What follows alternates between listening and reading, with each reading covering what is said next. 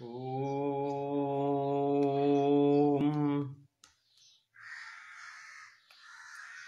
वेदान्तार्थप्रकाशेन जगदान्धनिवारकान् सर्वाचार्याग्रगण्यास्तान् वन्दे शङ्करदेशिकान्। परवाक्यरसाभिज्ञान सज्जनान् ब्रह्मवेत्तमान् निन्दाशूयादिरहितान् प्रणमामि महत्तमान्। मार्गं ते सम्प्रवक्ष्यामि विद्यारण्यप्रकाशितम् सम्यग्नाहं विजानामि यथामति वदामि ते। श्रीमत्सर्वगुरून् नत्वा पञ्चदश्यानुर्भाषया कुर्वे कूटस्थदीपस्य व्याख्यानं च यथामति।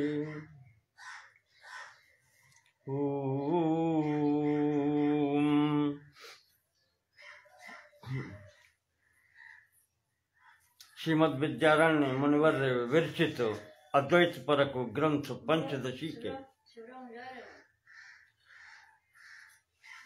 अष्टम प्रकरण कूटस्थ दीप प्रकरण के अंतर्गत आज के खंड में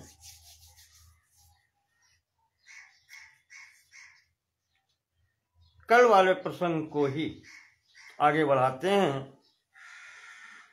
इस प्रकरण का मुख्य उद्देश्य है महावाक्य के अंतर्गत तत्वमसि के अंतर्गत त्वम पद के अर्थ का विचार करना, शोधन करना।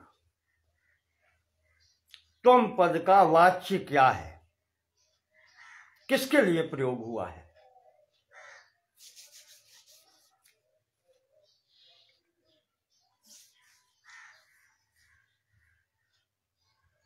तो कल के प्रसंग को आगे बढ़ाते हैं, जहां पर कहा था कि अविनाश्यायमात्मेति कूटस्थः प्रविवेचितः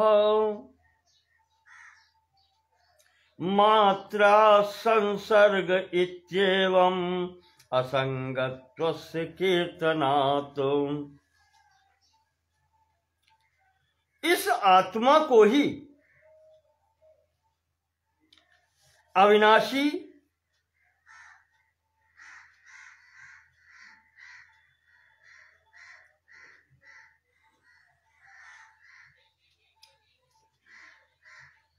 अर्थात जिसका अभाव नहीं होता किसी भी समय,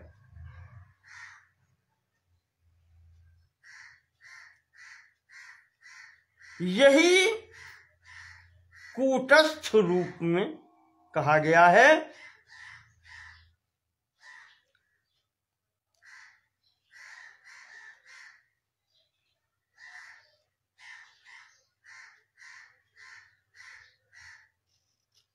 और इसी के असंगत्व का वर्णन किया गया है।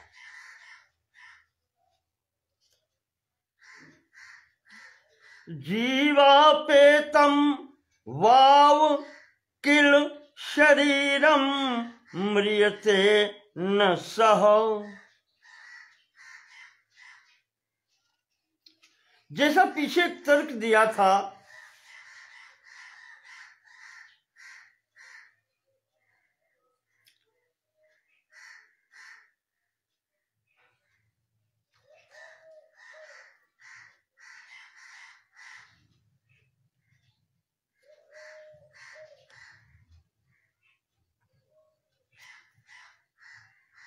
एक तर्क दिया था कि ये जीव जो है चिदाभास चैतन्योपहित बुद्धिगत अर्थात विज्ञानमय कोशोपाधि सहित जीव जिसे कहते हैं,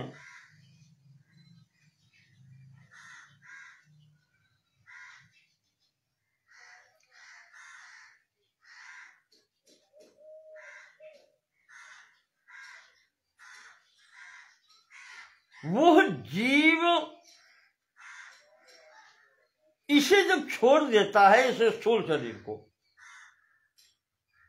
तब शरीर किल शरीरम म्रियते, तभी ये शरीर मरता है।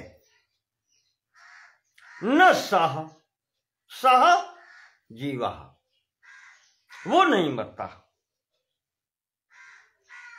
तो इत्यत्र न विमोक्षोऽर्थः किंतु लोकांतरे गति।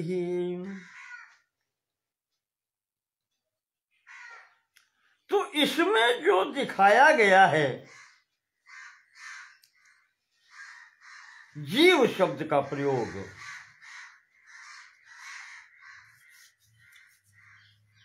कि जीव अविनाशी है, तो स्वामी जी कहते हैं वो जीव शब्द जो प्रयोग किया गया है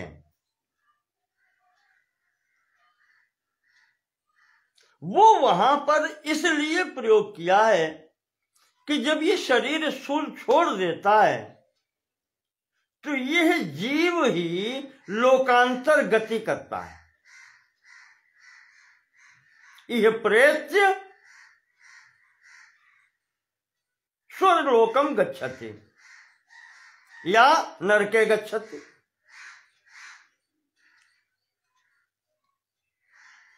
क्योंकि तब वह सूक्ष्म शरीर सहित होता है, यही उसका जीवत्व है।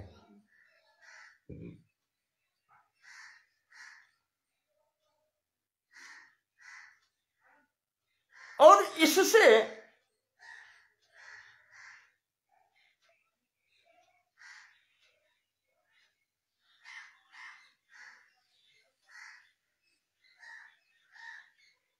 ये सिद्ध नहीं होता है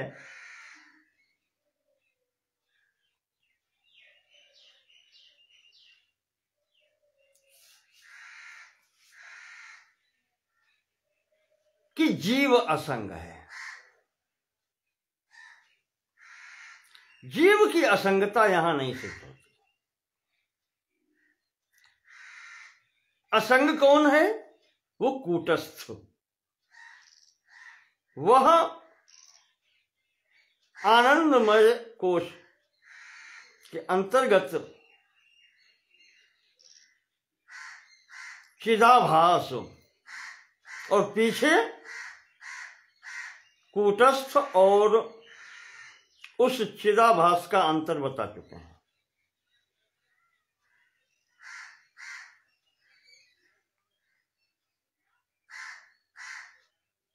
वो भासता कैसे है ये भी बता चुके हैं। आभास क्यों कहा जाता है ये बता चुके हैं।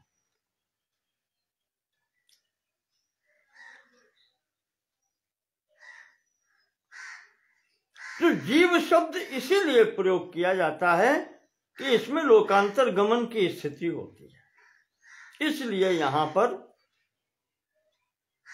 जहां पर यह कहा गया है कि जीव के परित्याग करने पर शरीर मरता है और वह जीव नहीं मरता।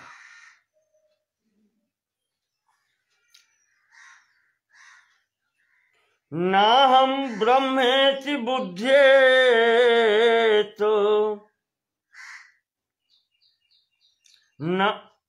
नाहं ब्रह्मेति बुध्येत स विनाशीति चेन्न तत्व।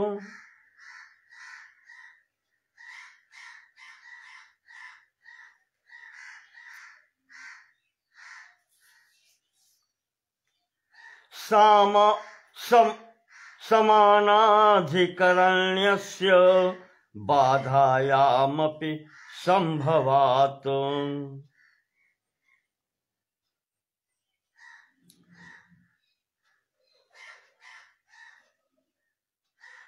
स्वामी जी कहते हैं कि यहां जो स्थिति है, अगर अहम ब्रह्म इति न बुध्येत चेत, अगर वो जीव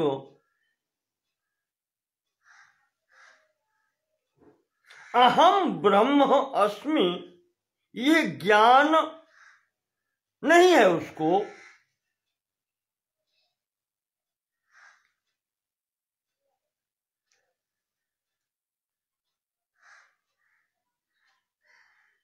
तो ये ज्ञान नहीं है उसको,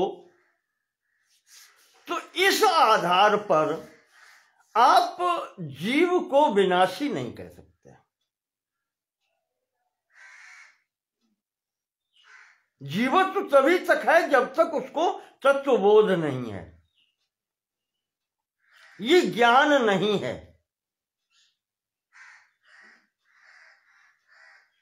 परोक्ष ज्ञान है,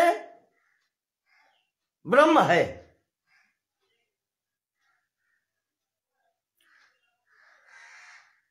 अपरोक्ष ज्ञान नहीं है अहम ब्रह्म, कि वो ब्रह्म मैं ही हूं।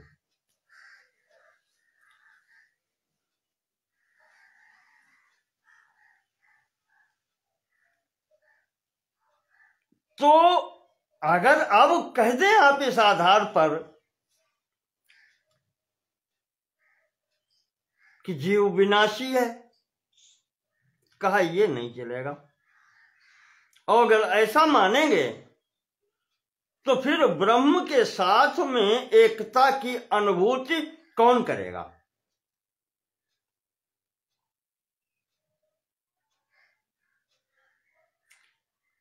क्योंकि यहां पर जो बात आती है समानाधिकरण्यस्य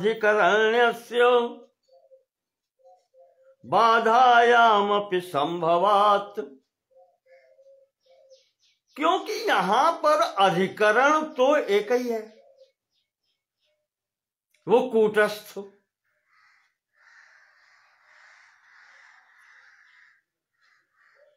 जैसे रस्सी में जब सर्प की भ्रांति होती है, तो रस्सी और सर्प इनका अधिकरण या इनका अधिष्ठान तो एक ही है, रस्सी। ज्ञान उत्पन्न होने पर भ्रांति नाश होता है।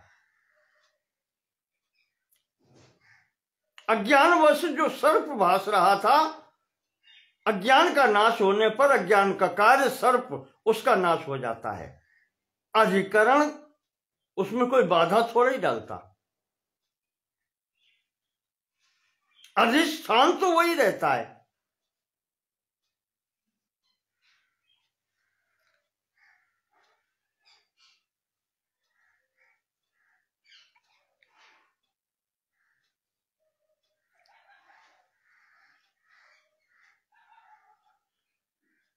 क्योंकि यहां पर जब दोनों सचैतन्य भाव माना गया है,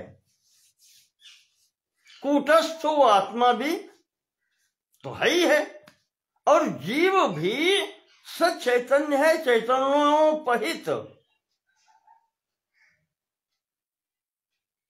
वो चिदाभास है।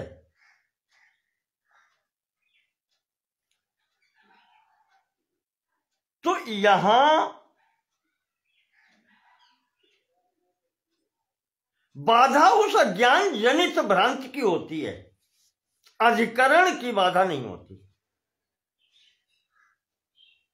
उसका बाध नहीं होता, अधिकरण तो रहता है, अधिष्ठान रहता है। योयम स्थाणु, जैसे कोई स्थाणु है, ठूंठ है, वृक्ष का है, किसी प्रकार का है, यो अयम स्थाणु, वो जो स्थाणु है, ठूंठ है, पुमानेश पुमधिया स्थाणुधीरिव, उसमें मनुष्य आकृति भ्रांतिवश जो दिखलाई पड़ रही है, वो चित्त वृत्ति में भ्रांतिवश भास रही है। पुमधिया, वो जो विचार बन रहा है भ्रांतिवश, वो पुरुष के लिए या मनुष्य का बन रहा है। पर स्थाणुधीरिव,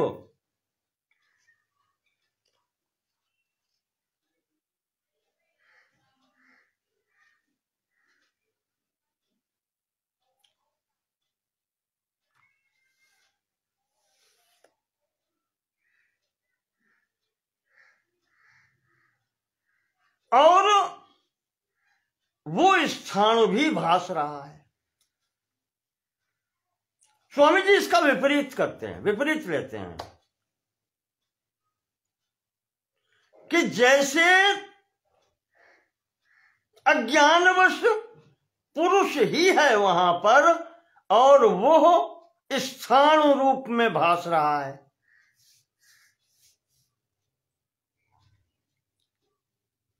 पुरुष, व्यक्ति है, पर अज्ञानवश या हल्के से अंधकारवश स्थाणु जैसा लग रहा है।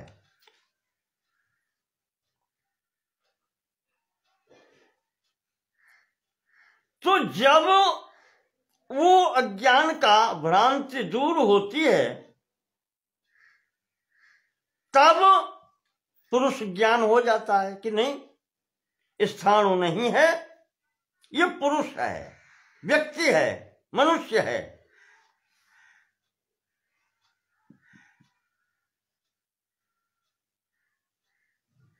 तो स्वामी जी कहते हैं कि बिल्कुल ठीक इसी प्रकार से जैसे ही वो स्थाणु ज्ञान निवृत्त होता है, हटता है, ज्ञान प्रकाश के द्वारा ज्ञान तिमिर दूर होता है, तो वो जो स्थाणु बुद्धि है, जो देख रही थी कि ठूंठ जैसा है, वो निवृत्त होती है, हट जाती है,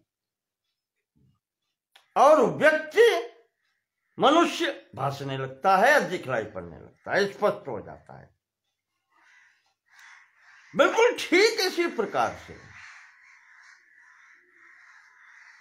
जब ये ज्ञान होता है कि मैं ब्रह्म हूं, ब्रह्मास्मीति धियाप्येषाम अहम बुद्धिर निवर्त्यते, तो वैसे ही जो भ्रांतिवश स्थाणु के समान इसमें जो भ्रांति हो रही थी अंतःकरण रूपी अहम वृत्ति की,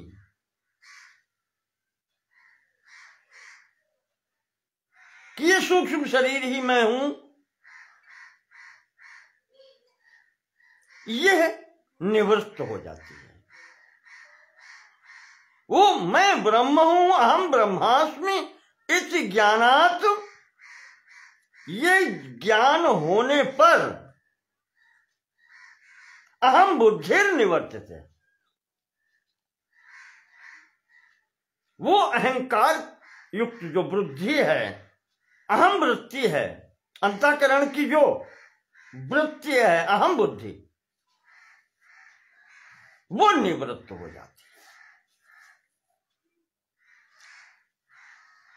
नैष्कर्म सिद्धौ अप्येवम् आचार्यैः स्पष्टमीरितम् समानाधिकरण्यस्य बाधार्थत्वम् अतोऽस्तु तत्।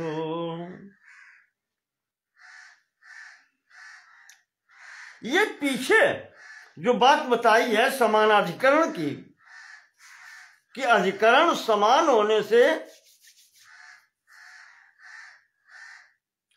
अधिकरण बाधित नहीं होता, वो भ्रांति बाधित होती है। फिर नाम लिया इन्होंने, आचार्य स्पष्टम ईरितम नैष्कर्म्य सिद्धौ। वार्तिककार सुरेश्वराचार्य ने नैष्कर्म्य सिद्ध नाम की पुस्तक जो लिखी है उसमें इस बात को स्वीकृत किया है।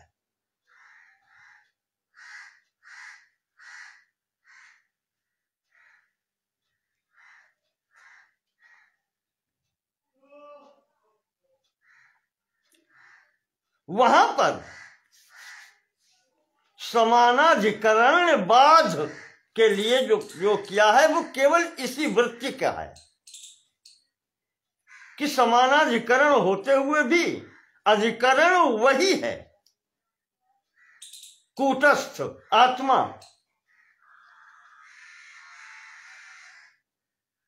बाध होता है उस भ्रांतिवश अज्ञानवश हुए भ्रम।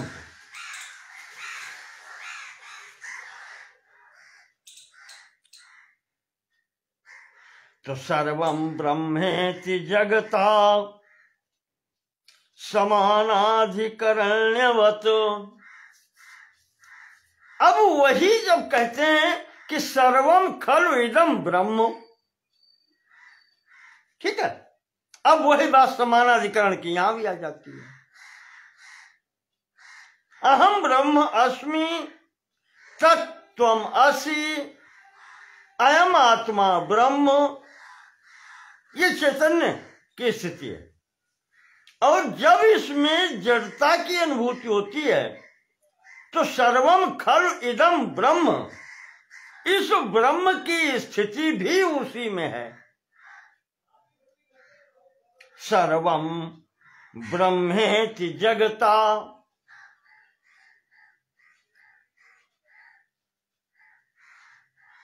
जब ये कहते हैं कि सब कुछ ब्रह्म ही है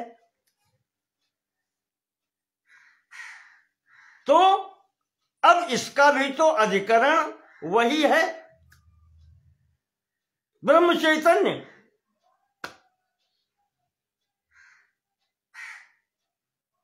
जिसमें ही ये है, भास रहा है कि जैसे भी है, उसी आधार पर कहते हैं कि सर्वम ब्रह्म, सब ब्रह्म ही है। तो अधिकरण यहां भी वही ब्रह्म चैतन्य है, और जब उसको कूटस्थ या आत्मा कहते हैं तो अधिकरण यहां भी वही है, ब्रह्म चैतन्य।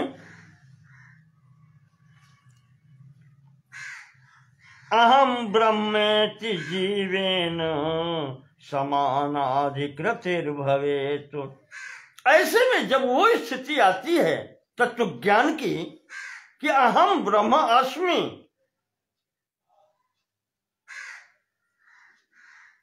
तो जो अधिकरण है उसकी निवृत्ति थोड़ी होती है, उसकी निवृत्ति थोड़ी होती है। तो अधिकरण तब भी समान है। दोनों बातें, दोनों स्थितियों में अधिकरण समान है। तो यहां भी समानाधिकरण जो है वो यह इस ज्ञान में बाधा नहीं डालता।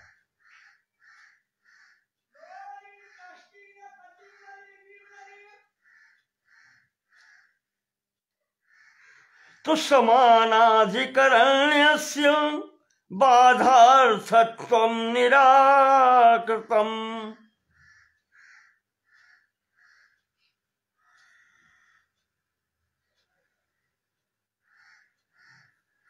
ये स्थिति दिखा करके सुरेश्वराचार्य जी ने, वार्तिककार ने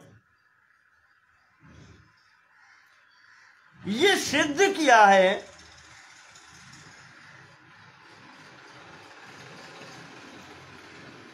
कि अहम शब्द भी उसी में प्रयोग होता है अधिकरण में, और जब सर्वम ब्रह्म कहते हैं तो ये भी उसी अधिकरण में प्रयोग होता है। अधिष्ठान दोनों का वही है। तो यहां पर विवरणे कूटस्थ विवक्षया, इस पूरे विवरण में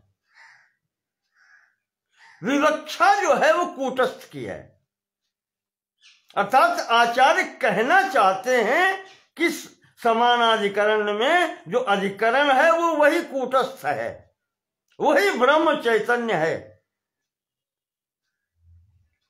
बाधार्थत्वम निराकृतम। अब इसमें जो आपको अज्ञानवश बाधा समझ में आ रही है,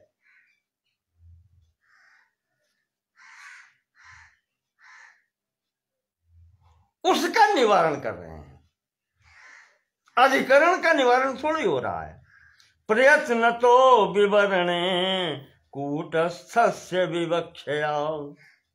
विवक्षा ये है, कहना ये चाहते हैं कि वो कूटस्थ ही है।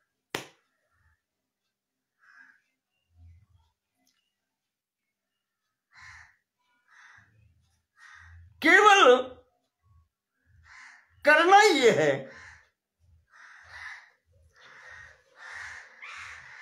कि समानाधिकरण में जो बाधा है उसका निराकरण करना है। बाधा क्या है?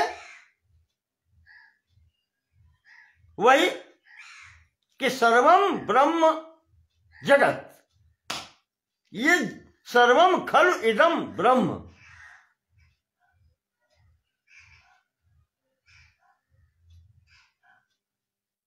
इदम जगत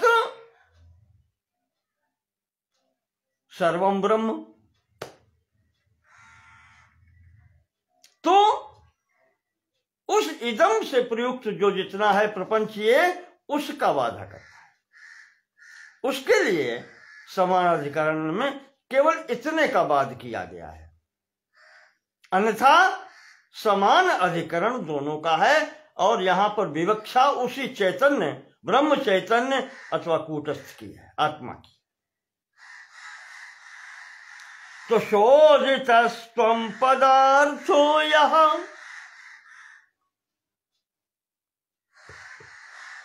कूटस्थो ब्रह्म रूपताम् तस्य वक्तुम् विवरणे तथोक्तम इतरत्र च। यहां ये सब विवरण देने में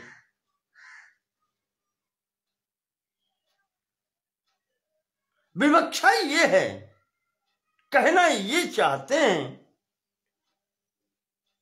शोधिता त्वम पदार्थ, जब तुम पद के अर्थ का शोधन कर रहे हैं, विवेचन कर रहे हैं, कूटस्था तस्य ब्रह्म रूपताम, तो कहना उसे कूटस्थ चाहते।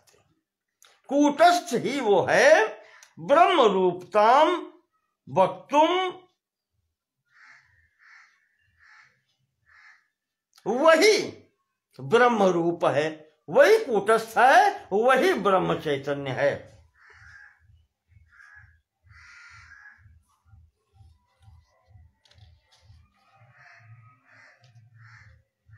तो इसी कारण से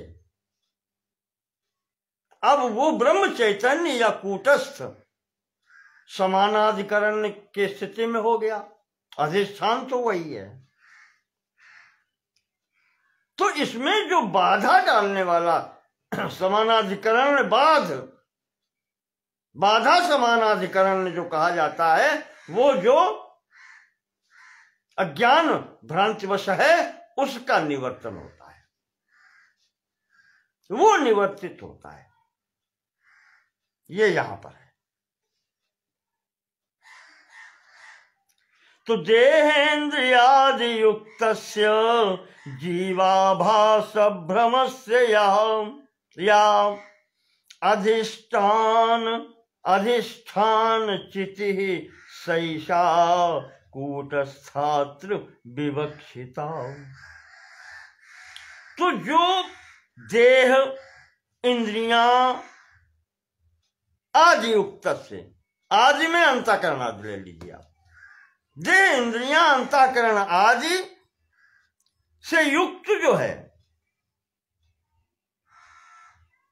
अब इसमें दोनों शरीर आ जाते हैं फिर, सूक्ष्म भी और स्थूल भी।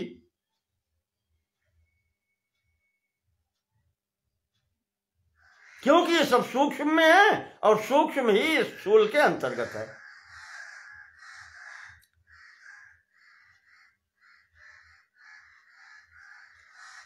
और ये उस चैतन्य युक्त, चैतन्योपहित चिदाभास में है।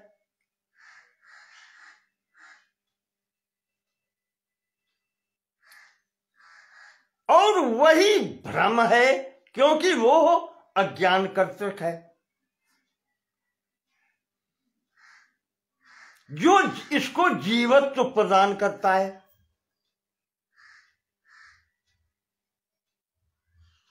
तो उस भ्रम का निवारण करने के लिए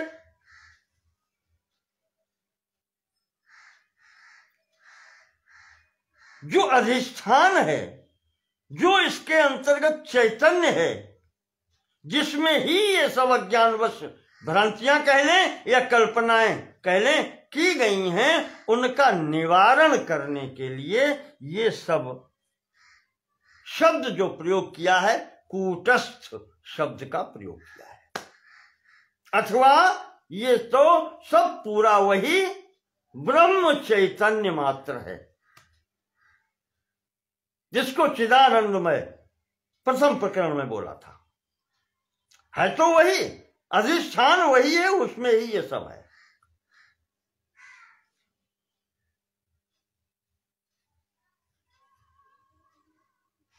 केवल थोड़ा सा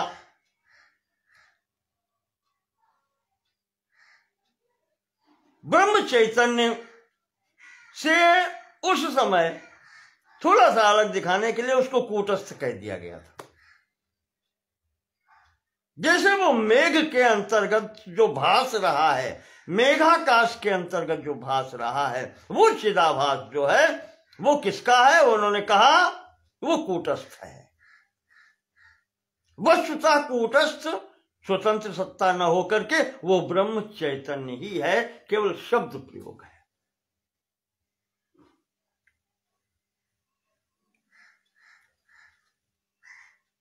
वो चैतन्य ही, वो एकमात्र सत्ता ही यहां पर कूटस्थ का वाच्यार्थ है।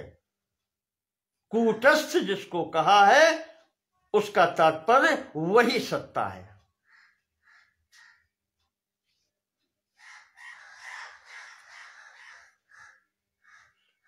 तो जगद ब्रह्मस्य सर्वस्य यदधिष्ठानम ईरितम, अब संपूर्ण जगत की, और वो कूटस्थ तो बता दिया, वो उसका भी अधिष्ठान वही ब्रह्म चैतन्य है। और ये जो जगत ब्रह्मस्य सर्वस्य, जगत रूपी जो भ्रम है, संपूर्ण जो भास रहा है, इसका अधिष्ठान वही है। यद अधिष्ठानम ईरितम, इसका भी जो अधिष्ठान कहा गया है, त्रयंतेषु तदत्र स्याद् ब्रह्म शब्द विवक्षितम, त्रयंतेषु यदत्र, तीनों से परे जो इसका तुरीय अवस्था है वो ब्रह्म शब्द से कही गई। तीनों, स्थूल शरीर, सूक्ष्म शरीर और कारण शरीर, वस्तुतः ये सब उसी अधिष्ठान में है, और उस अधिष्ठान को ही ब्रह्म शब्द से कहा जाता है।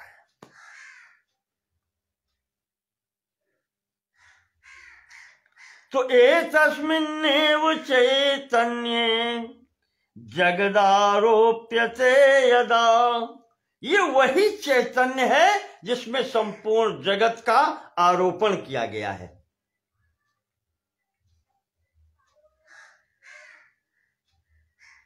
जगद आरोप्यते यदा, बिना अधिष्ठान के कहते हैं भ्रम की स्थिति भी नहीं होती। बिना रस्सी के सर्प की भ्रांति भी नहीं हो सकती। भ्रांति के लिए भी अधिष्ठान आवश्यक है। तदा तदेक देशस्य जीवाभासस्य का कथा।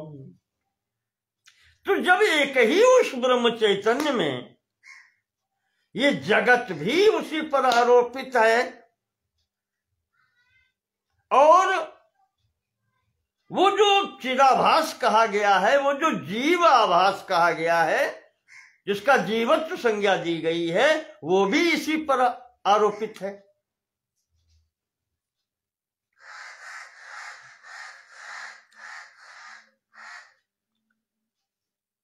तो कहते हैं कि फिर इसका का कथा, फिर इसको अलग से क्या कहें अब इसमें, और कुछ कहने को शेष क्या रह गया। जब अधिष्ठान एक ही है, उसी पर जगत का अध्यारोप है और जीव की तो स्थिति बता ही चुके हैं कि वो भी उसी में अज्ञानवश कल्पित है। तो अब कहने को क्या रह जाता है। जगत तदेक देशाख्य समारोपस्य भेदतः,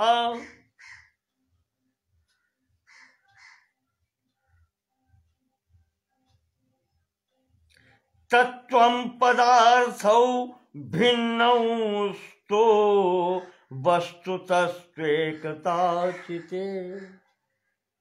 जब उस चैतन्य में ही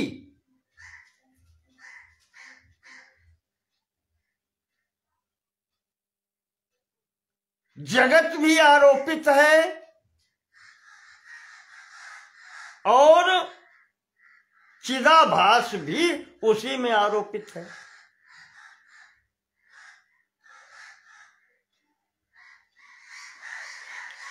एक ही चैतन्य में, तो केवल ये दो कल्पित नाम मात्र हैं। आप जानते हैं कि नाम और रूप होने से ही जगत की स्थिति आ जाती है।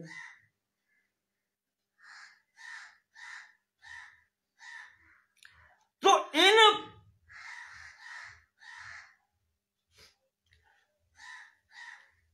दो आरोपों के कारण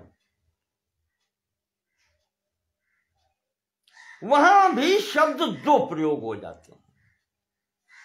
संपूर्ण जगत जिसमें आरोपित है, ब्रह्म चैतन्य महाकाश, उसे कहते हैं ब्रह्म, या उसी को महावाक्य में तत् शब्द से कहा गया है। और जब उसी के एक सीमित प्रदेश में अज्ञान वशात ये जीवाभास होता है, चिदाभास जो होता है, ये एक देशी कह लें इसको या सीमित क्षेत्र कह लें, तो ये भी उसी में अधिष्ठित है। अधिष्ठान इसका भी वही है। और यह तब जीव संज्ञा वाला कहा जाता है। ये महावाक्य में यही अधिष्ठान ही त्वम शब्द से कहा गया है। तो संपूर्ण प्रपंच जगत का अधिष्ठान तत् और एक देशीय ज्ञानवशात भ्रांतिवशात अध्यारोपित चिदाभास रूपी जीवाभास जो है, ये त्वम पदार्थ का वाच्य है।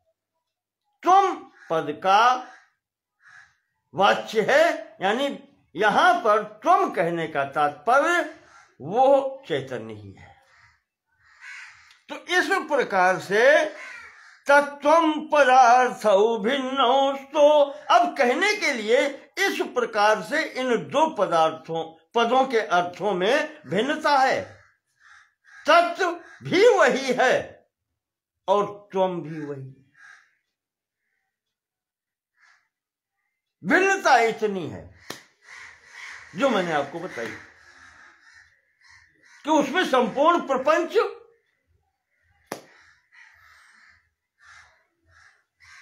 आरोपित है और इसमें जो चिदाभास रूपी या जीवाभास जिसको कहते हैं, इसमें इसका एक भाग ये शरीर रूपी, वैसे तो ये सब उसके अंतर्गत ही है, जगत के अंतर्गत, पर ये अगर एक देशी मान लें तो ये भी उसी पर आरोपित है। तो अधिष्ठान जिस पर ये आरोपित है, सूक्ष्म कारण शरीर, ये त्वम शब्द से कहा जाता है और संपूर्ण जगत जहां पर आरोपित है उसको ब्रह्म कहा जाता है। तत् शब्द से वो कहा जाता है। वस्तुतः तत् और त्वम में कोई भेद नहीं है। वस्तुतस्तु एकता चिते, चैतन्य स्वरूप में, अधिष्ठान स्वरूप में दोनों एक ही हैं, दोनों में एकत्व है।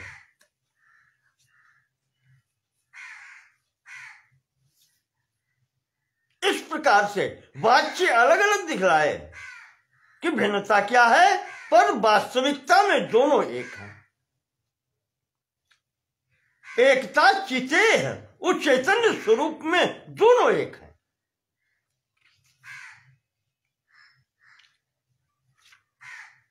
तो कर्तृत्वादीन बुद्धि धर्मान स्फूर्त्याख्याम चात्म रूपताम,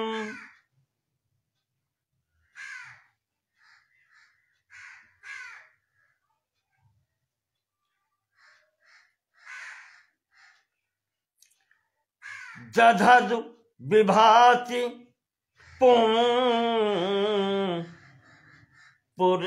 दधत विभाति पुरत आभासो तो भ्रमो भवेतु। और जब वो आभास, चिदाभास जिसको कहते हैं, वो बुद्धि के धर्मों से युक्त हो जाता है। मैंने कहा ना कि वो चिदाभास चैतन्य उपहित है और जब वो बुद्धि धर्मता यानी कि आनंदमय कोश के आगे विज्ञानमय कोश के अंतर्गत आता है, तो बुद्धि यहां से बुद्धि धर्मिता उसमें जो आ जाती है और उसी के अंतर कर्तृत्व भोक्तृत्व की भावनाएं आती हैं आगे। इनकी स्फुरना जो होती है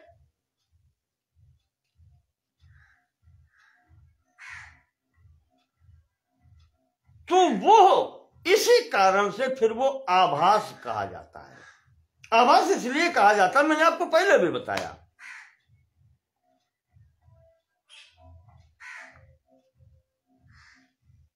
जिसे मेघाकाश, मेघ के अंतर्गत झकता हुआ वो जो आकाश का प्रतिबिंब है, मेघाकाश, अभी वो आनंदमय कोश के अंतर्गत है और वही जब आगे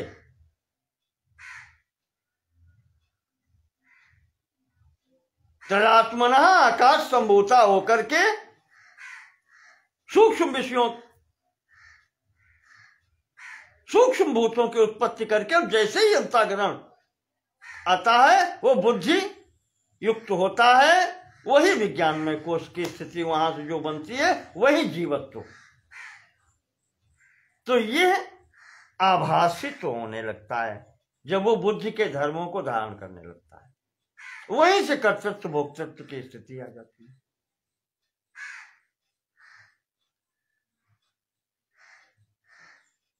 तो कहते हैं कि इसीलिए वस्तुतः वो ऐसा नहीं है, असंग है, पर जब ये होने, यही तो अज्ञान का कार्य है,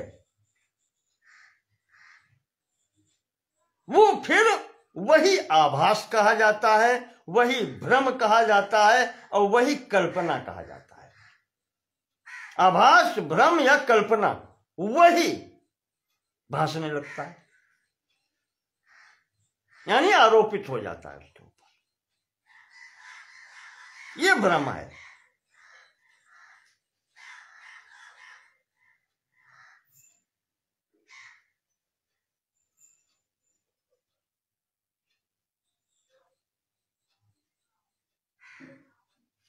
अब यहां पर विचार करें कि का बुद्धि, वो बुद्धि क्या है?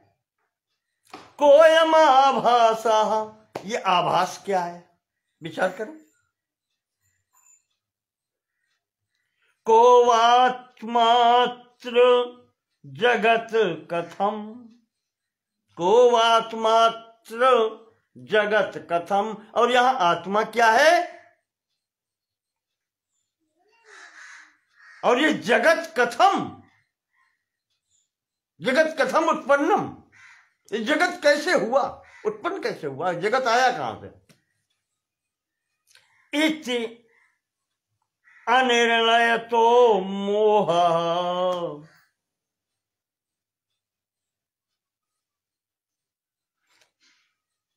जब तक इन प्रश्नों का निर्णय नहीं होता तभी तक मोह रहता है। इति अनिर्णयतः मोह, जब तक इन प्रश्नों का हल नहीं होता कि बुद्धि क्या है, यह आभास क्या है, आत्मा क्या है और ये जगत कहां से आ गया, प्रपंच कहां से आ गया, जब तक इन प्रश्नों का निर्णय नहीं हो पाता तब तक ये मोह रहता है।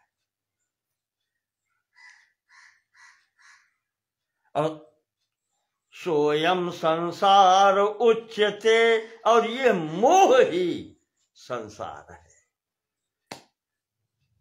क्या बात कही है स्वामी जी ने?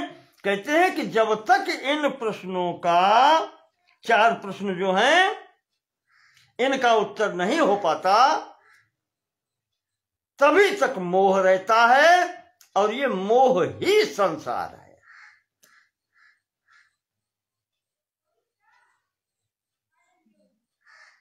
बुद्धि क्या है, आभास क्या है, आत्मा क्या है, और ये जगत कैसे हुआ या कैसे आया, कहां से आया?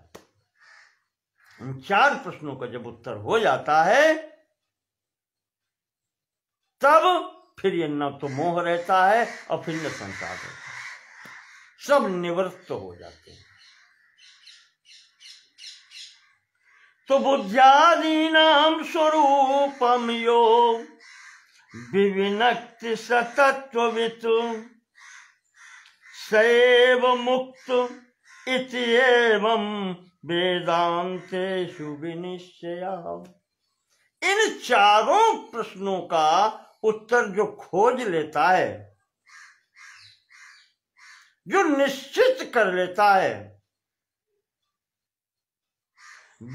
यह विविनक्ति, जो इनका विवेक कर लेता है, जो इनका ज्ञान प्राप्त कर लेता है, सतत्ववित्, वही तत्ववेत्ता कहा जाता है। सैव मुक्त, और वही मुक्त, ऐसा कहा जाता है। इत्येवं वेदांतेषु विनिश्चयः, वेदांत में यही निश्चय पूर्वक कहा गया है।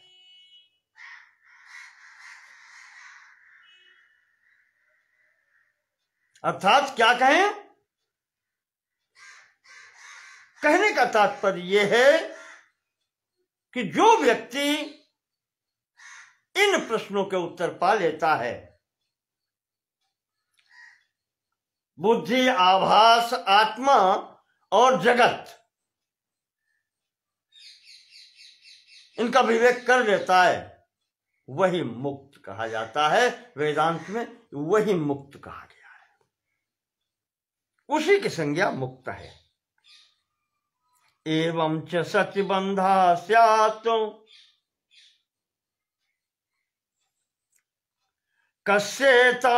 कस्येत्यादि कुतर्कजा विडंबना दृढ़ं खंड्या खंडनोक्ति प्रकारता। अब इसमें कुछ लोग कह देते हैं कि जब तुम ये कह रहे हो कि ये सब कुछ आत्मा में है ही नहीं, प्रपंच,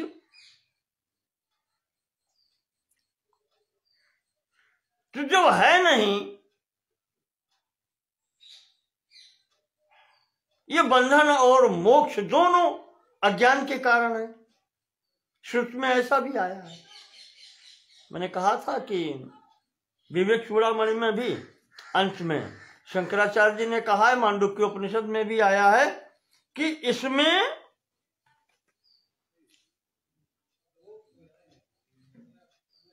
कुछ भी न निरोधो न चोत्पत्तिर न बद्धो न च साधकः न मुमुक्षुर न वै मुक्तो इत्येषा परमार्थता। वास्तविकता ये है, न कोई बद्ध है न कोई मुक्त है। तो जब ये है नहीं, ये दोनों अज्ञान के कारण हैं। बद्धता और मुक्तता दोनों अज्ञान के कारण हैं।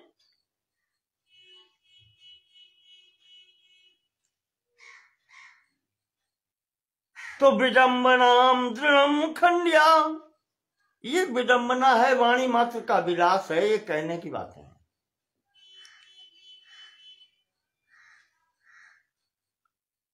ये कुतर्कवादियों ने तर्क उठाए हैं कि जब वहां बंधन मोक्ष है ही नहीं तो इसकी सबकी आवश्यकता क्या है,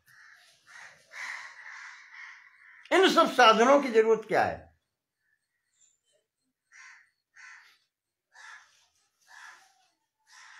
तो कहते हैं कि ये तो सब कुतर्क है।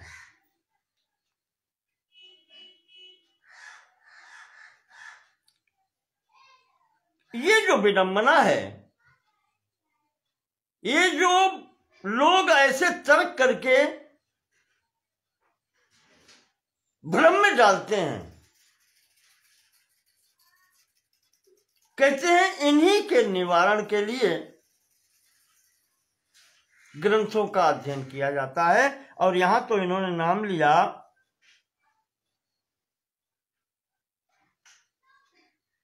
इनके खंडन के लिए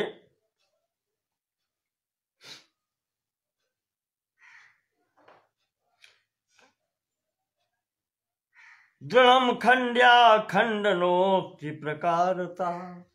इन्हीं का खंडन किया गया है अद्वैत आचार्यों के द्वारा। अद्वैतवादी जैसे खंडन खंड का वो खंडन खंड खाद्य, इस प्रकार से एक ग्रंथ है लिखा गया, उसमें जितने भी ये कुतर्क उठाए गए हैं विभिन्न प्रकार के संप्रदायों के द्वारा, तर्कवादियों के द्वारा जो कुतर्क ये उठाए गए हैं, कहते हैं कि उसमें इनका सबका विस्तार से वर्णन है। यदि आवश्यकता हो तो उनको देखा जा सकता है। वृत्ते साक्षितया वृत्ति प्राग भावस्य च स्थितः।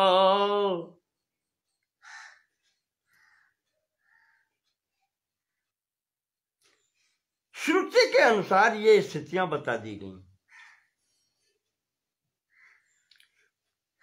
वृत्ते साक्षितया वृत्ति, वृत्तियों का प्रमाण देकर के बुद्धियात की वृत्तियां बता दी गई हैं, इनका प्रमाण देकर के श्रुति से ये स्थिति बताई गई है।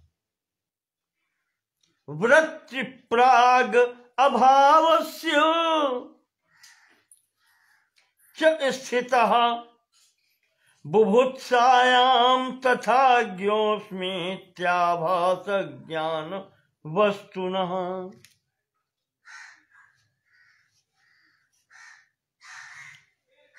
असत्यालंबनत्वेन सत्यः सर्वजडस्य तु साधकत्वेन चिद्रूपः सदा प्रेमास्पदत्वतः आनंदरूपः सर्वार्थ साधकत्वेन हेतुना सर्वसंबंधवत्वेन संपूर्णः शिव संगितः।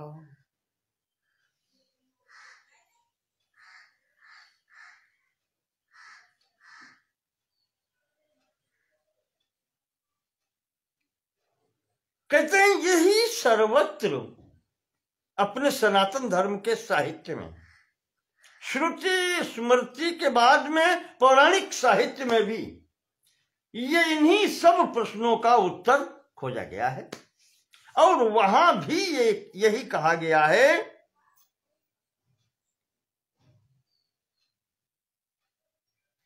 कि जहां से ये वृत्तियां उत्पन्न होती हैं, काम आदि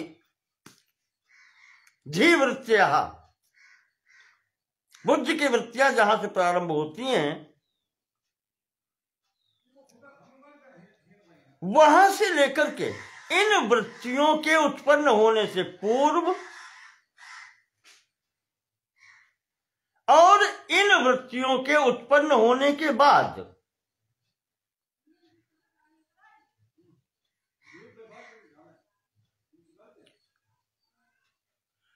जो इन दोनों वृत्तियों का साक्षी है, बुद्धि वृत्तियों का उत्पन्न होने से पहले और उनके बाद में, यह अनुभव कौन करता है? ये अनुभव कौन करता है?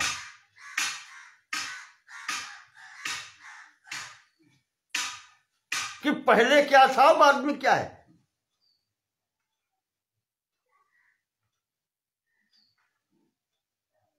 और जब उसको ज्ञान होता है कि वृत्तियां कहां से आई, तो अपना पूर्व स्वरूप जानने की इच्छा किसमें होती है?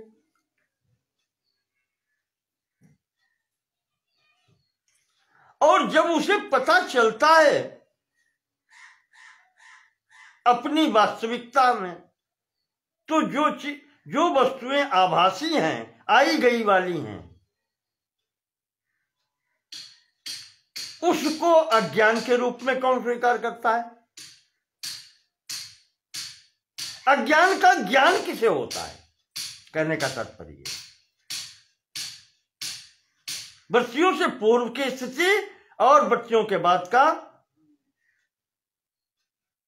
स्थिति और इनसे दूर हटने की स्थिति में यह अज्ञान का ज्ञान किसे होता है?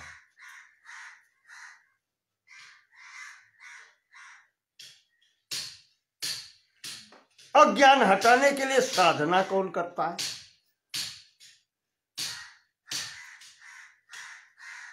आनंद रूप, वही तो वो आनंद रूप है। आनंद स्वरूप वही है। अपने स्वरूप के प्राप्त करने के लिए ये समस्त कार्य जो साधक करता है, सर्वार्थ साधकत्वेन हेतुना, संपूर्ण प्रयोजन को सिद्ध करने का जो हेतु है, कौन करता है? वह सर्व संबंधवत्वेन संपूर्ण, संपूर्ण प्रपंच का अधिष्ठान होने के कारण वो संपूर्ण संबंध है। जैसे चित्रपट का वो पर्दा कपड़े का, उसी पर तो संपूर्ण चित्र है। अधिष्ठान न होने की स्थिति में दृश्य और दृष्टा की स्थिति समाप्त हो जाएगी। तो अधिष्ठान तो वही है, संबंधित सबसे वही है। ब्रह्म चैतन्य के रूप में अभिन्नता तो उसी की है। तो ऐसा जो संपूर्ण है शिव संगीता, वही तो शिव कहा गया है। जो शिव तत्व पौराणिकों ने कहा है वो यही तो है, वही ब्रह्म चैतन्य स्थिति। इति शैव पुराणेषु, स्वामी जी ले आए, शिव पुराण में ऐसा विवरण है स्पष्ट रूप से। कूटस्थः प्रविवेचितः, शैव पुराणों में, शिव पुराण आदि, शैव पुराण जिसमें भगवान शिव की प्रमुखता है, शिव पुराण, लिंग पुराण आदि, उसमें जो जीवे सत्वादिरहितः केवलः स्वप्रभः शिवः, उसमें इस कूटस्थ की ही तो महत्ता दिखाई गई है। जीवत्व ईशत्व सबको अलग करके जीवे सत्वादिरहितः केवलः, जब वो केवल स्वरूप में स्वप्रभा, स्वप्रकाशित रूप में शिवः, शिव स्वरूप में, इसी कूटस्थ को ही तो दिखलाया गया है।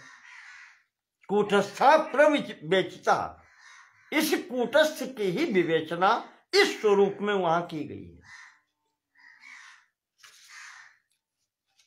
मायाभासेन जीवेशौ करोतीति श्रुतत्वतः, ये श्रुति भी कहती है।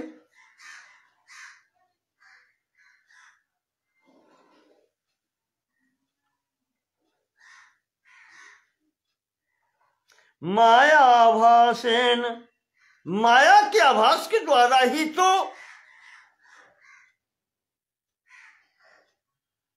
जीवेशौ करोति, कौन? माया ही तो कर रही है। इति श्रुतत्वतः, ये श्रुति में कहा गया है।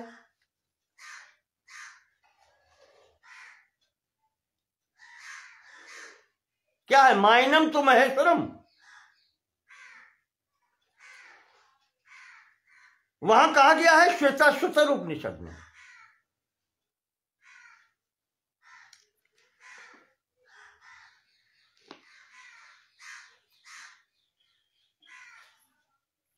क्या कहा था वहां पर? मायाम तो प्रकृतिम विज्ञान माइनम तो महेश्वरम तस्यावय भूतस्तु व्याप्तम सर्वम इदम जगत। मायाभास से निर्मित कहा गया था, और इस माया की स्वीकृति के पश्चात ही तो ईश्वर और जीव की स्थिति होती है। वह यहां पर कह रहे हैं कि दोनों मायिकावेव जीवेशौ स्वच्छौ तौ काच कुंभवत,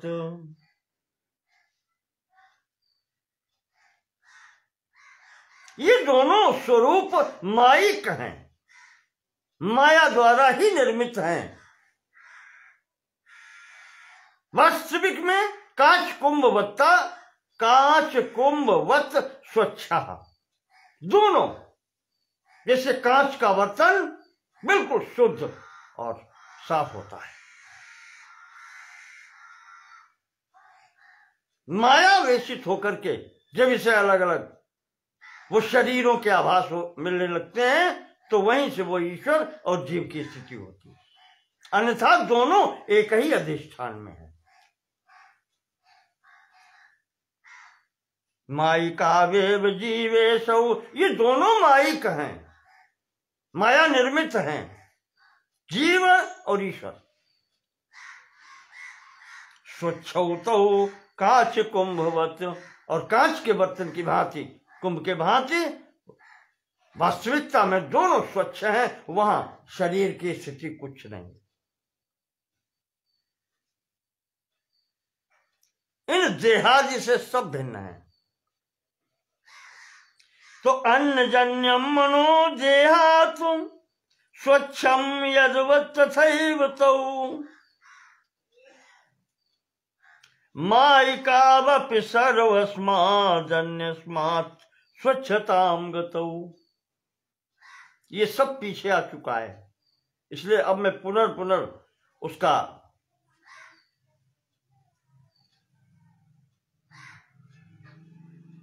अन्न से अन्नजन्यम मनो देहात, ये शरीर भी अन्न से पुष्ट है और मन भी अन्न के अनुसार होता है। अन्नाद मनः श्रुति में आया है, उपनिषद में आया है। और वैसे भी कहते हैं कि जैसा खाए अन्न वैसा बने मन।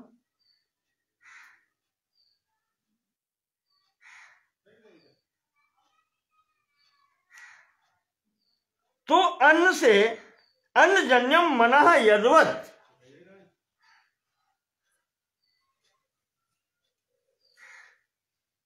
अन्न से शरीर की पुष्टि और उसके ही सूक्ष्म भाव से मन, दोनों अन्न से हैं, पर देह से मन स्वच्छ होता है। जितना विकार देह में है उतना विकार मन में नहीं होता।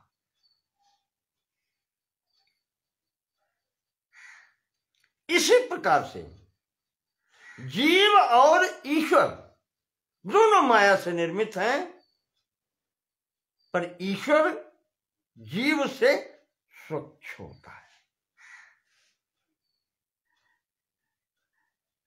और संपूर्ण जगत से ये दोनों स्वच्छ होते हैं। संपूर्ण प्रपंच जो इस माया द्वारा ही निर्मित है, इससे ये जीव और ईश्वर दोनों स्वच्छ होते हैं।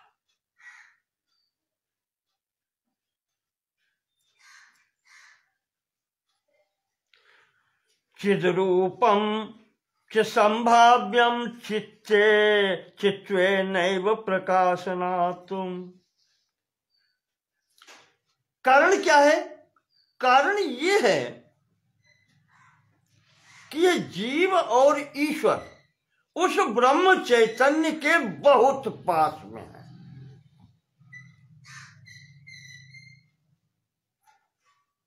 तो वो चित्त स्वरूपता जो है, वो चैतन्य स्वरूपता जो है, इसमें प्रकाश अधिक होता है।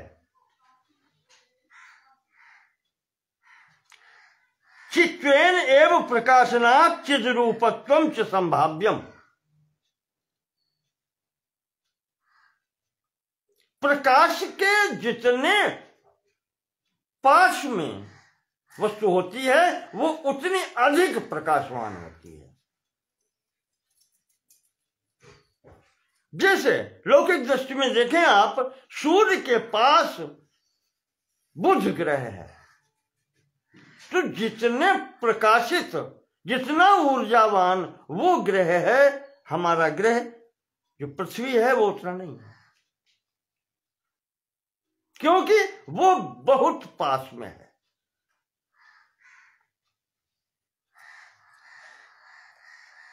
सर्वकल्पन शक्ताया मायाया दुष्करम नहीं।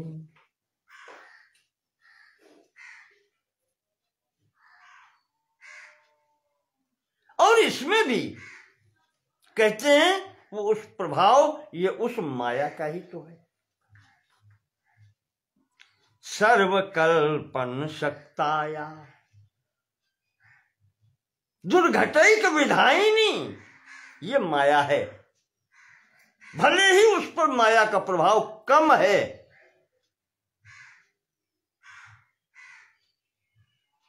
ब्रह्म चैतन्य सत्ता के बिल्कुल पास में है, पर भी कुछ तो प्रकाश है उसका, कुछ माया का प्रभाव है, जिस कारण से वो भिन्न दिखाई पड़ते हैं। उस चैतन्य से ईश्वर और जीवत्व तो थोड़ा सा भिन्न दिखाई पड़ता है। कहते हैं इसमें माया या दुष्कर्म नहीं। वो सर्वशक्तिमान जो माया है, सर्वशक्ति संपन्न जो माया है, उसके लिए क्या कठिन है, ये उसका कार्य है।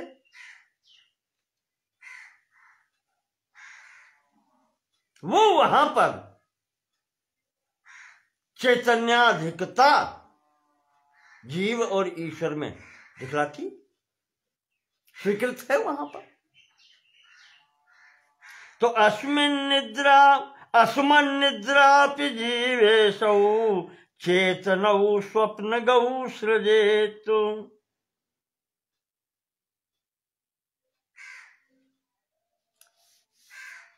कहते हैं जब हम सोते हैं या स्वप्न की अवस्था में होते हैं, तो हम जीव होते हुए भी ईश्वर की भांति सृष्टि कर डालते हैं।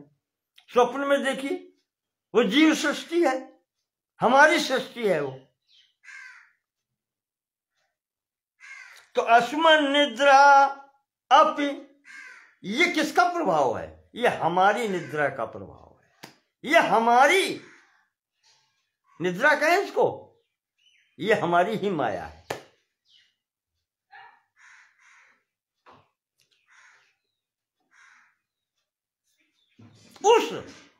ये हमारी माया का प्रभाव है कि स्वप्न गौ चेतनौ जीवेशौ सृजेत। स्वप्न में ही जीव और ईश्वर की सृष्टि भी कर डालती है। कभी देखे हैं ऐसे स्वप्न जिसमें ईश्वर भी दिखाई पड़ा हो? मैंने अपने को तो देखा ही है।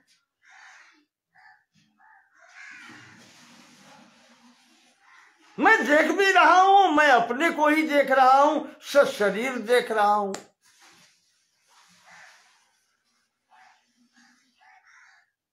तो ये क्या है? जीवेशौ, देखने वाला ईश्वर, जो ये निर्मिति जिसकी सृष्टि है, और दिखलाई पड़ने वाला जीव समझ लीजिए।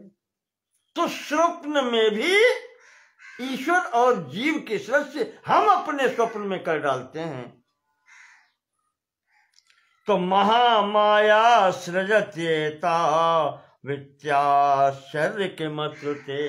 तो वो जो महामाया है, ब्रह्म की जो शक्ति है, वो अगर इस प्रकार के सृजन कर देती है तो उसमें आश्चर्य क्या है? जब हम कर डालते हैं इतना, तो वो ब्रह्म सत्ता अपनी शक्ति से ईश्वर और जीव का सृजन कर देती है, इसमें आश्चर्य क्या है? सर्वज्ञत्वादिकं चेशे कल्पयित्वा प्रदर्शयेत्। ये महामाया ही उस स्वनिर्मित ईश्वर में सर्वज्ञत्व आदि गुण प्रदर्शित कर देती है, उसे सर्वज्ञ बनाती है।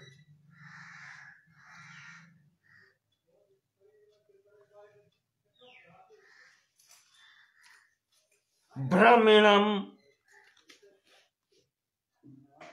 धर्मिणम कल्पयेत्यास्याः को भारो धर्म कल्पने। गुण उत्पन्न कर देना,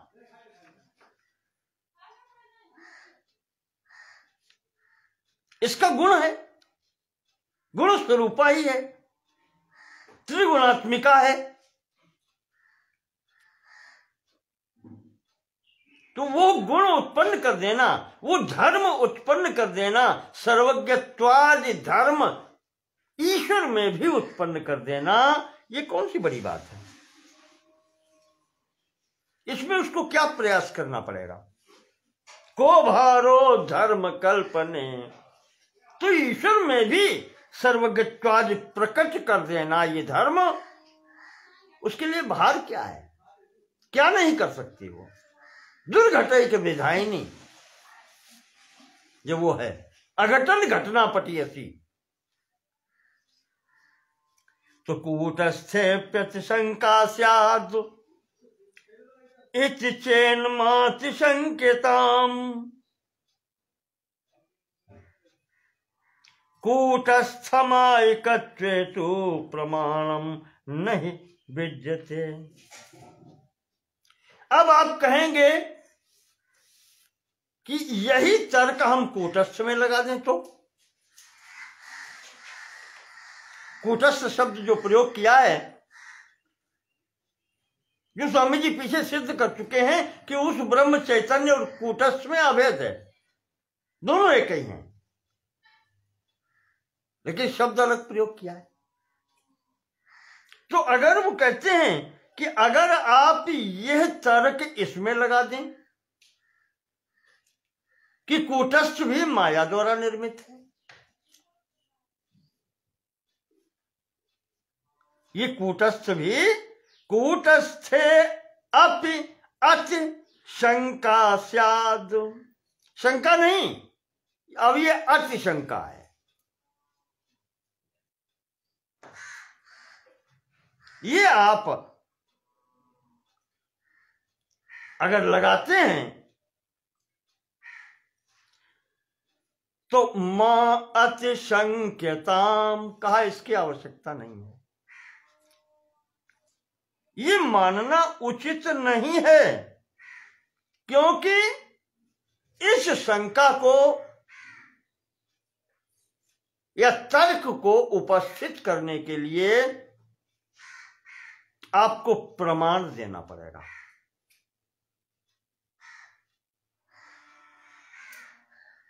तो इस शंका की पुष्टि के लिए आप प्रमाण कहां से लाओगे? स्वामी जी कहते हैं कि कहीं भी श्रुति में कोई प्रमाण नहीं है जो ये सिद्ध कर दे कि कूटस्थ भी माया के द्वारा निर्मित है। कूटस्थ मायिकत्वे तु, कूटस्थ भी मायिक है, प्रमाणम नहीं विद्यते। इसका प्रमाण आपको कहीं नहीं मिलेगा, न किसी ने कहा है। इसको किसी ने भी प्रमाणित नहीं किया है। श्रुति स्मृति पौराण और जितने भी अपने हैं,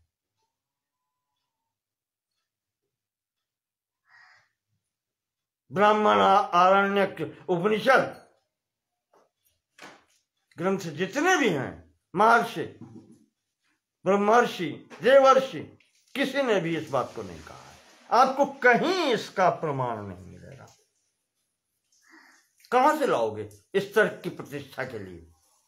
इस तर्क को उपस्थित करने के लिए प्रमाण कहां से लाओगे? तो वस्तुत्वम घोषयन्त्यस्य वेदांता सकला अपि। संपूर्ण वेदांत शास्त्र, वेद शास्त्र, उपनिषद ब्राह्मण आरण्यक आदि आगम निगम जो भी हैं, सभी ये मानते हैं वेदांता वस्तुत्वम घोषयन्त्यस्य वेदांता सकला अपि। संपूर्ण वेदांत ग्रंथ इस बात का पोषण करते हैं, ये घोषित करते हैं कि कूटस्थ और ब्रह्म चैतन्य एक ही है। सपत्न रूपम वस्तु अन्यत् न महन्ते किंचन। सहन्ते, सपत्न रूपम वस्तु अन्य न सहन्ते किंचन।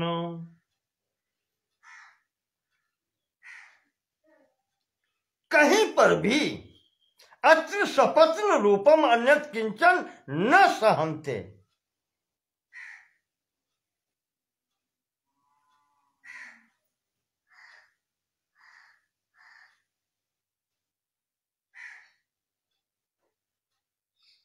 जो कूटस्थ को ब्रह्म चैतन्य एक रूप कहा है, कहते हैं इसका विरोधी सपत्न, सपत्न कहते हैं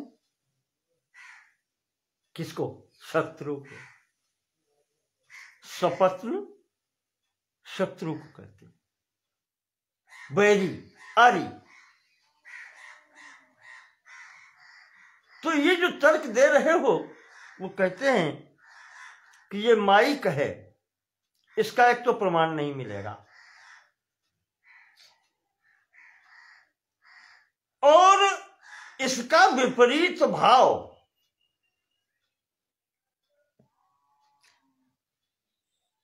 जो इसकी परमार्थता को खंडित कर दे,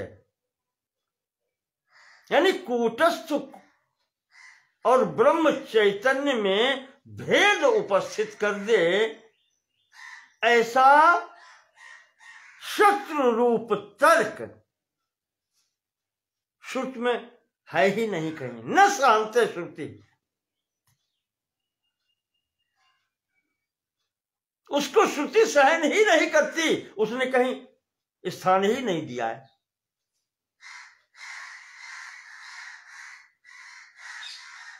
तो श्रुत्यर्थम विशदी कुरुमो न तर्काद वचमे किंचन।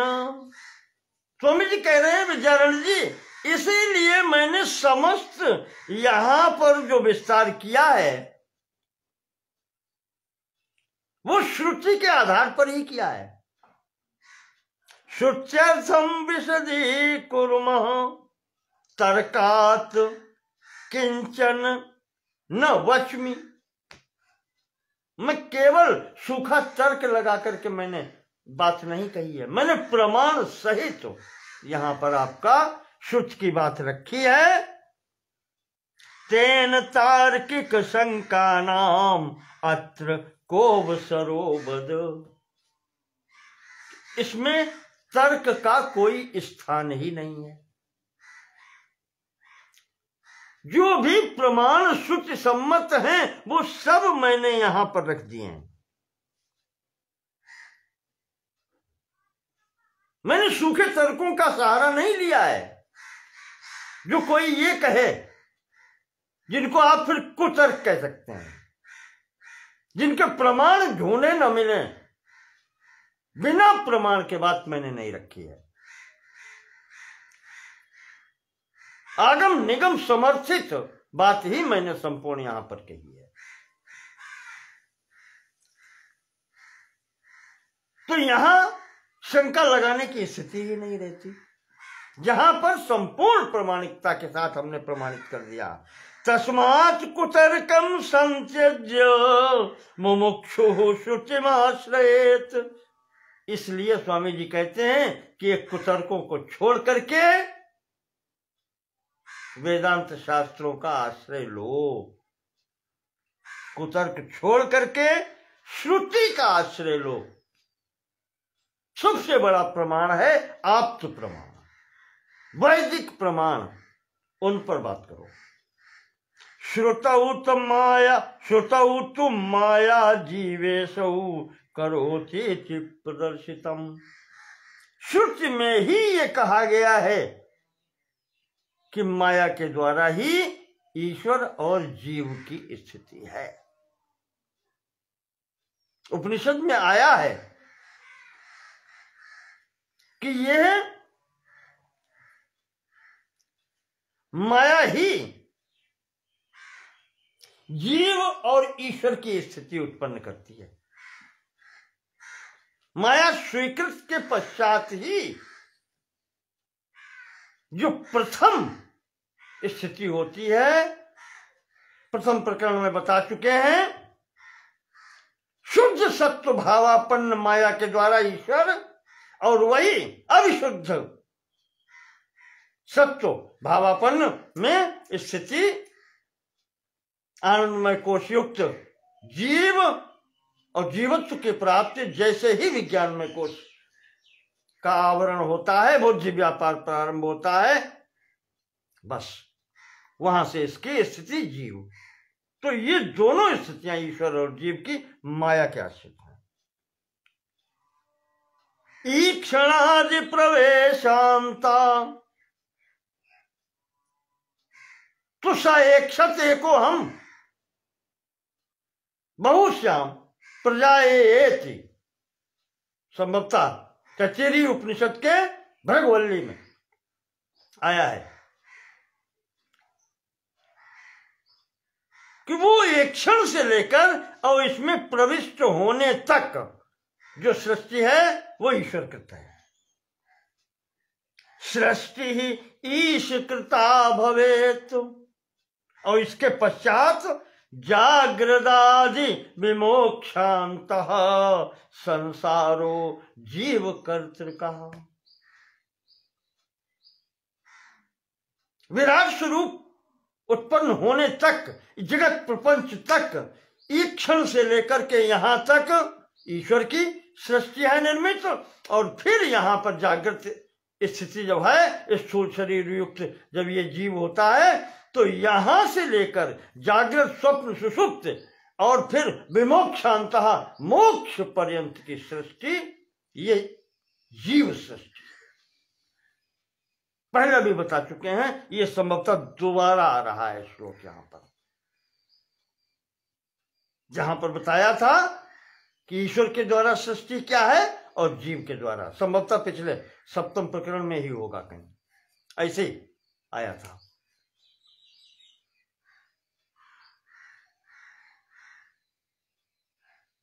तो प्रपंच निर्माण तक, इसमें अनुप्रविष्ट होने तक, ईक्षण से, इच्छा से लेकर के, और ये ईश्वर हिरण्यगर्भ और विराट स्वरूप तक, यहां तक सृष्टि उस ईश्वर की है। और इसके बाद में फिर जागृत आदि, जागृत स्वप्न सुषुप्त की स्थितियां, ये सब लेकर के मोक्ष पर्यंत की स्थिति जो है विपरीत दिशा में जाने की, ये जीव सृष्टि है।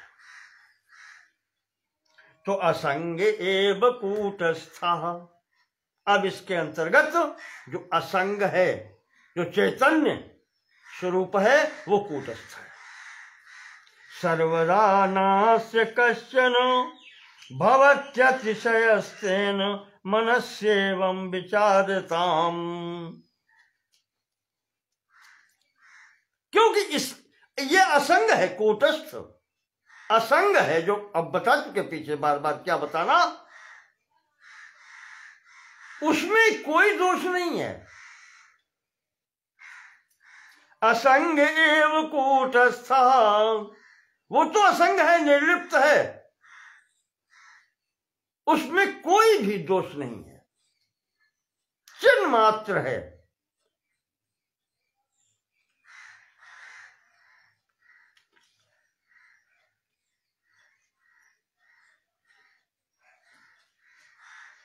नास्य कश्चन भवति अतिशयस्तेन,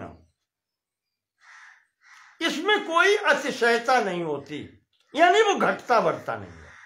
एक रस है, एक रूप है, ब्रह्म चैतन्य भिन्न कूटस्थ है, दोनों एक है वास्तव में। तो उसमें घटने बढ़ने का कोई प्रश्न ही नहीं है।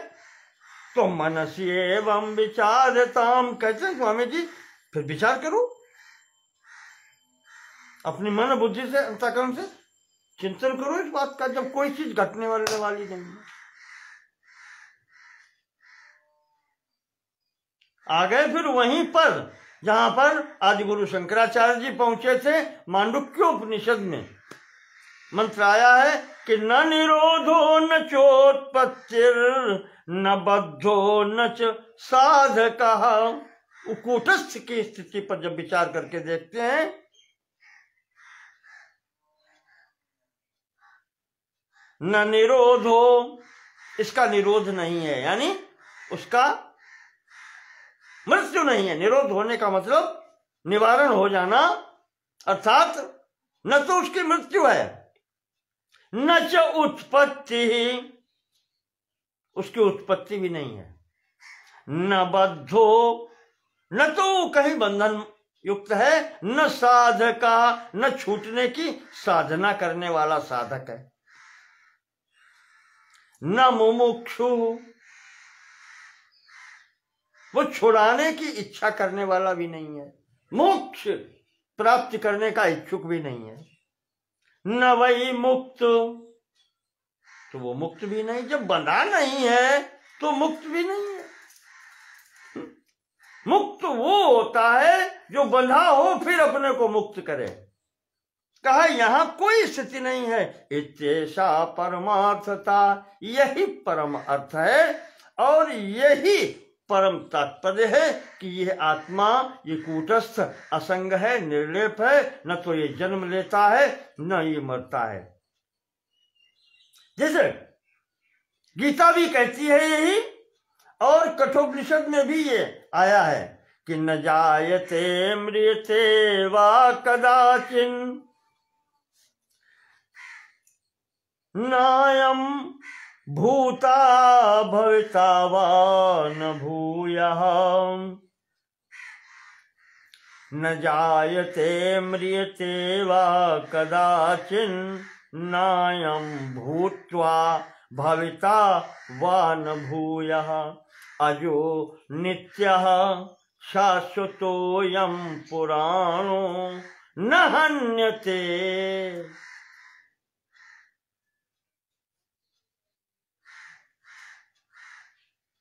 इतना ही दे, हन्यमाने शरीर, जाने आने वाला तो ये प्रपंच रूपी शरीर है।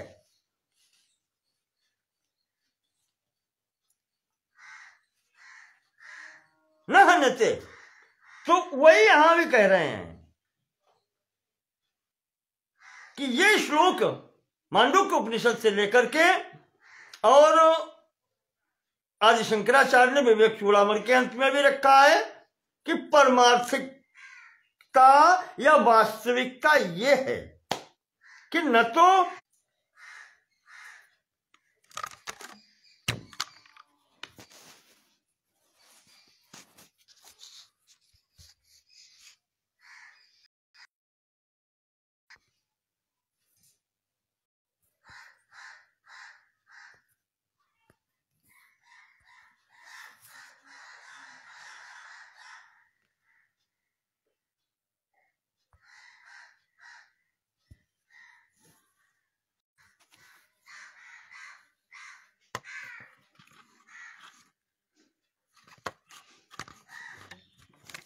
नेट बाधा के कारण थोड़ा सा विक्षेप हो गया, क्षमा प्रार्थी हूं, फिर वहीं से लेता हूं।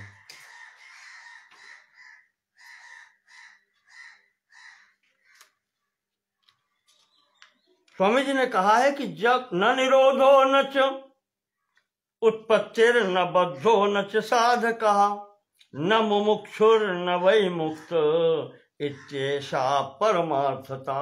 परमार्थिकता ये है, वास्तविकता ये है कि ये कूटस्थ जो है वो इसका जन्म मरण भी नहीं होता, न ये बंधता है न ये मुक्त होता है, इसमें कुछ भी नहीं है। ये तो एक रस निर्लिप्त चिदानंदमय वो ब्रह्म स्वरूप ही है। अवांग मनस गम्यम तम शुचिर्बोधयितुम सदा। अवांग मनस गोचर है, जहां पर इंद्रिय मन बुद्धि कुछ भी नहीं पहुंच सकता। जीवम ईशम जगद्वापि समाश्रित्य प्रबोधयेत। ये समस्त जो यहां पर स्थितियां बताई गई हैं, जीव, ईश्वर या जगत की स्थितियां, ये केवल एक कल्पना मात्र है। आपको अपनी असंगता, अपने स्वरूप का बोध कराने के लिए इन शब्दों का, संपूर्ण शब्दों का या संपूर्ण प्रपंच का सृजन हुआ है। यया यया भवेत् पुंसां व्युत्पत्तिः प्रत्यगात्मनि सा सैव प्रक्रियेह स्यात् साध्वीत्याचार्य भाषितम्। जिस प्रकार से इस प्रत्यक्ष चैतन्य को, इस आत्मा को उस ब्रह्म से अपनी अभिन्नता का ज्ञान हो जाए कि मैं वही हूं,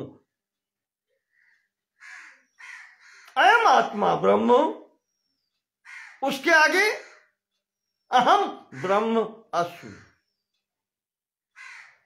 ये अनुभूति हो जाए, उसी के लिए ये सब प्रक्रियाएं अपनाई गई हैं। यह हमारे वार्तिककार स्वामी सुरेश्वराचार्य जी ने स्वीकृत किया है इसको। इति आचार्य भाषितम, ये आचार्य जी ने कहा है। श्रुति तात्पर्यम अखिलम अबुद्ध्वा भ्राम्यते जड़ा। श्रुतियों का, वैदिक मंत्रों का तात्पर्य न जानने के कारण यह मोहित होकर के जड़ो भूत्वा मूर्खवत ये भ्रमण करता रहता है।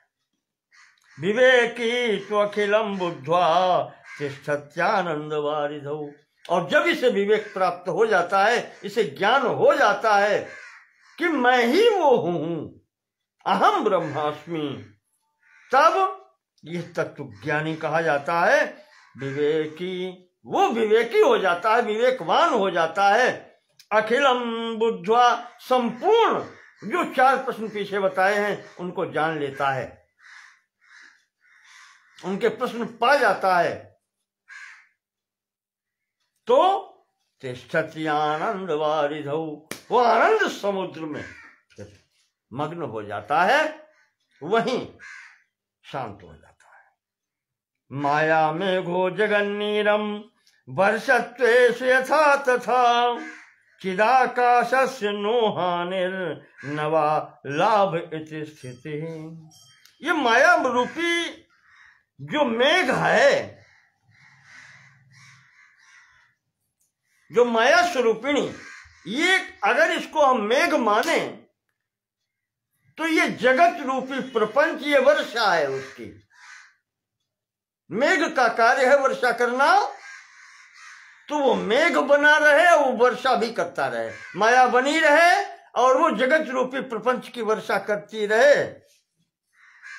इससे वो जो महाकाश है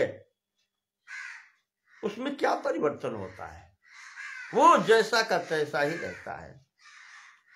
इसके बरसने से न बरसने से उस महाकाश की क्या हानि और क्या लाभ, कोई अंतर नहीं पड़ता। इसी प्रकार से स्वामी जी कहते हैं, आप अपने को समझो, त्वम पदार्थ जो महावाक्य में आया था वो यही है, वो तुम ही हो। तत् त्वम असि, वस्तुतः तत् और त्वम में कोई भेद नहीं।